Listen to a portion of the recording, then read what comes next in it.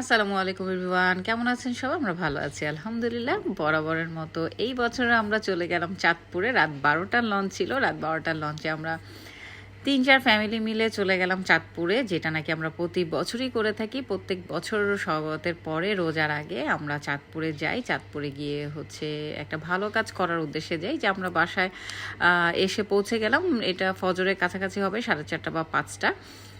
তো লঞ্চ থেকে নেমে আমরা একটা গাড়ি নিয়ে সবাই মিলে একসাথে চলে গেলাম আঙ্কেলের বাসায়। আমরা প্রতি বছর চাঁদপুরে এই আঙ্কেলের বাসায় যাই, ইরফানদের বাসায়, কবির আঙ্কেলের বাসায়। তো আঙ্কেল বাসাটা অনেক বেশি সুন্দর করে রেডি করেছে। এই বাসাটার মধ্যে গেলে আমরা এত বেশি শান্তি পাই, আমাদের এত বেশি শান্তি লাগে বলে বোঝানো যাবে না।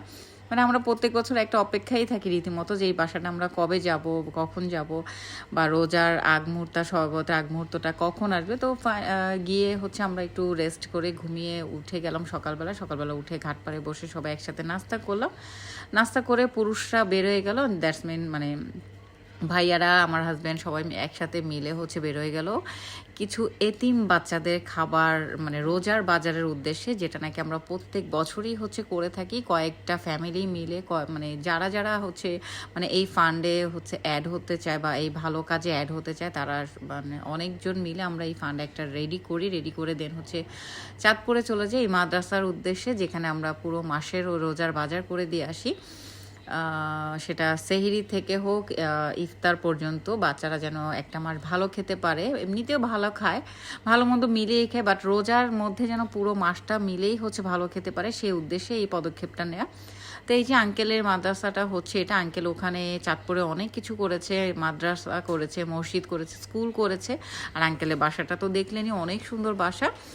আঙ্কেল অনেক কিছু করেছে চাঁদপুরে এই এলাকাটার মধ্যে। আঙ্কেলের মাদ্রাসাটার নাম পূর্ব বড়ালী ইব্রাহিমিয়া নুরানি হাফিজিয়া মাদ্রাসা। তো এই মাদ্রাসাটা প্রত্যেক বছরই আমরা এই নেক কাজটা করে থাকি। আর আল্লাহর দরবারে লক্ষ কোটি শুকরিয়া যে আল্লাহ আমাদেরকে মানে এই নেককার একটা কাজের মধ্যে শরিক হওয়া তৌফিক দান করেছেন। আমার বিশ্বাস, আল্লাহ যাকে তৌফিক দান করেন একমাত্র তারাই এই নেক কাজে সামিল হতে পারবেন, এটা আমার বিশ্বাস। বাকিটা আল্লাহ ভালো জানেন।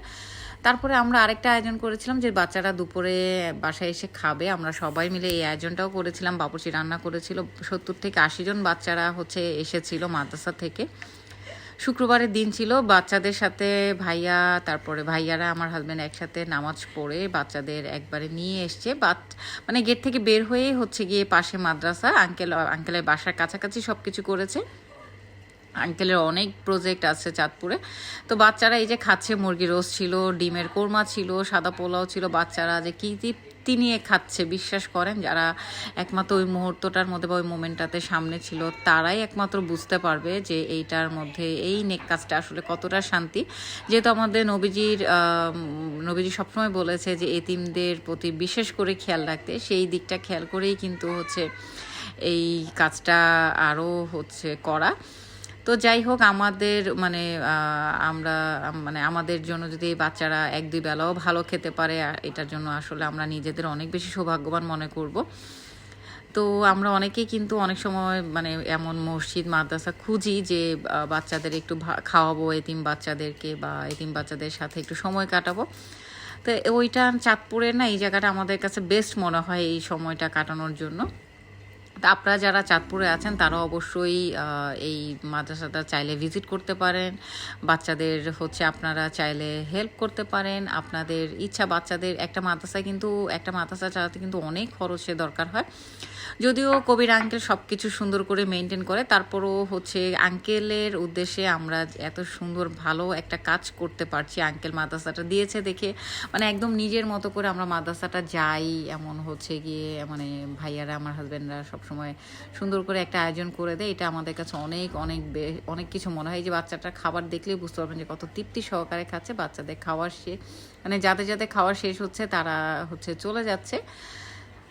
এই যে এই কাজটার মধ্যে এত আনন্দ, ভাইয়ারা সবাই এত আনন্দ নিয়ে কাজ করে, দেখতেও শান্তি লাগে, চোখের শান্তি, মনের শান্তি।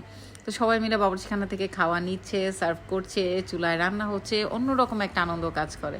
তো ভালো লাগলে অবশ্যই ভিডিওটা শেয়ার করে দিবেন। আর কারো কাছে ভালো না লাগলে ইগনোর করে যাবেন, আর ভালো লাগলে তো কোনো কথাই নেই। তো ভালো থাকবেন সবাই। আল্লাহ হাফেজ, আসসালামু আলাইকুম।